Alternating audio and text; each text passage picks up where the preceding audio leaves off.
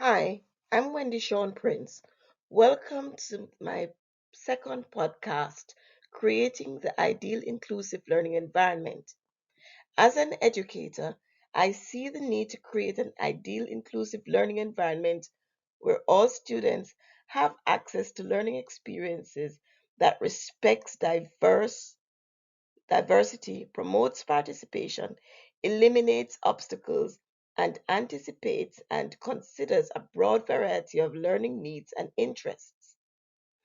Caribbean educators must assess their learning resources, create inclusive learning environments, decrease barriers, and analyze the growing vocabulary of inclusion in education. Creating an inclusive learning environment, particularly in educational institutions, requires creating the best learning space for all students and helping the teaching and learning process maximize students' potential. How to ensure meaningful inclusion for all pupils is difficult. To create an inclusive learning environment, educators must assess their expectations for students. Due to modern culture's growing cultural variety, educators encounter new cultural variances, and therefore they must understand these students' different backgrounds. As an educator, I must remember that the world is changing and that inclusive names and pronouns are important. Educators must recognize classroom diversity, and that's the first step in being able to set up an inclusive learning environment. Developing an accessible learning environment during construction requires substantial support. Bullying and harsh words undermine inclusiveness. Avoiding a lack of empathy and sensitivity may prevent poor morale, absenteeism, and demotivation. Educators' own beliefs may shape their worldview. Some educators must dispel stereotypes. They implicitly think their pupils cannot succeed due to their false beliefs. Therefore, they lack development resources. People subconsciously focus on success. As instructors, we need to be aware of language while working with different students. People interpret words differently. I've taught in many cultures, and I know that Jamaican sayings and slangs mean different things to other people. I said, "Oh, hush," to a sick student who inquired why I wanted them to stop talking. I apologized and said that I used hush to show compassion for the hurt. Language is crucial to communication. Despite its goal of strengthening connections, improper usage may create obstacles. I explored inclusive language to create a more inclusive atmosphere. Hence, I eliminate generalization, prejudice, slang, and racial, gender, and socioeconomic status related terminology in my learning environment to promote inclusive communication. Listening carefully and sincerely to others' voices and words is the best way to overcome these challenges. In the elementary, secondary, and tertiary levels, psychological, social, spiritual, and physical barriers prevent participation.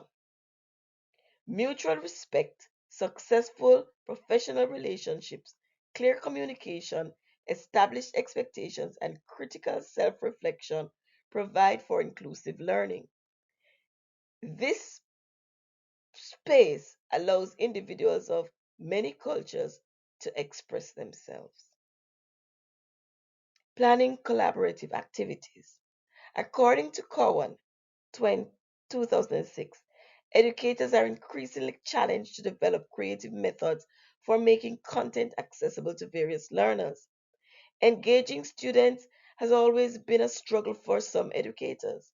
The development of digital tools to assist non academic abilities such as collaboration, leadership, productivity, and adaptability has been helped by technological advances. Digital collaborative tools guarantee that people are productive and efficient with their time. Day 2010 established that these tools might be utilized to work with others to demonstrate comprehension or complete tasks. In this scenario, collaborative information is saved in a common place. Other tools are for personal use. Often, students must show concept comprehension. Students choose or are given an individual assignment that they may need to use of a time management application. Collaborative digital tools. Kun Sheikh Tal believed that group presentations strengthen many of the critical thinking abilities necessary in an individual learning environment. Structured on purpose, group projects enable students to gain from multiple viewpoints on a subject or shared topic. Learners in a group may often benefit from the experience of others and acquire many ways to derive and communicate understanding. According to Al Samaray and Said, the Google Suite provides technologies that facilitate social learning. Google Presentations is an effective presentation and collaboration tool. The participants have access to a variety of digital tools that offer presenting components such as graphics, tables, and charts that may enhance quantitative and qualitative presentations. The presentation document is made available for real-time modification by collaborators. There is also a comment function that allows participants to engage with one another by commenting on the work completed with their own slides. In addition, Google Slides has a calendar for scheduling upcoming online sessions to finish the presentation. Using the Peer Deck extension, Google Slides encourages peer collaboration. The educator may utilize the extension to allow students to pose questions to each other during a segment of the presentation. According to Zhang et al. 2018, the efficiency of a tool is contingent on the population and the task. Google Slides promotes cooperation with diverse learner groups and may be used as an effective tool for academic and social emotional instruction. There are nevertheless, if collaborative groups need to communicate with one another, they must access Google Meet independently. Younger students may lose interest if they must browse many websites. To monitor collaboration, the educator must also transition from Google Meet to Google Documents. Padlet is another digital tool with several educational applications to use in the learning environment. Bao 2000 comment that educators are always looking for strategies to change the mode of information presentation and reception. Padlet is an online tool that fosters collaboration through the use of customizable bulletin boards where students may publish ideas, papers, photos, and other types of media. The website provides accessibility using drag and drop functions and a selection of layouts. Padlet can enhance collaboration in three different ways. The educator might publish a survey question and get comments from class members. Kinchelo argued that communities of inquiries are driven by curiosity and the desire to question or extend current knowledge on a given topic. A teacher might also get suggestions from students on how to enhance a class. The inclusion of issues that are of interest to a variety of stakeholders in classroom newsletters is a second collaborative characteristic. Cooperation is not restricted to local entities on Padlet. This online platform facilitates international partnerships to provide diverse viewpoints on certain concerns. Also, Padlet promotes the development of professional learning groups. Aludo is compatible with the Padlet platform and can efficiently educate educators on Padlet. When using Padlet as a collaborative tool, educators must consider a number of issues. The free edition fails to allow educators to check comments prior to posting. In addition, the free site may include content that is unsuitable for minors. Before signing any work, the educator should ideally establish criteria for acceptable online conduct.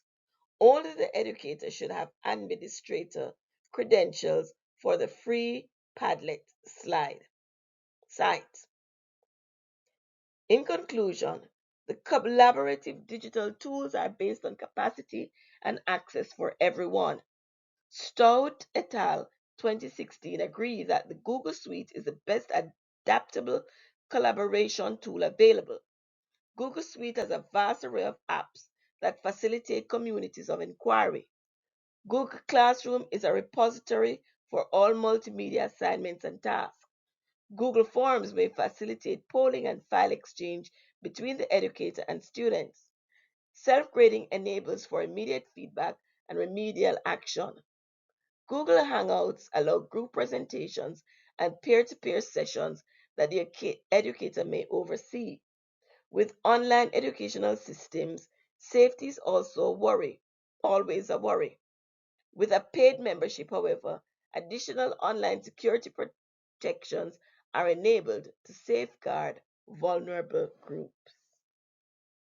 I hope you've learned something to help you prepare for the ideal inclusive learning environment in your institution. Thank you for listening.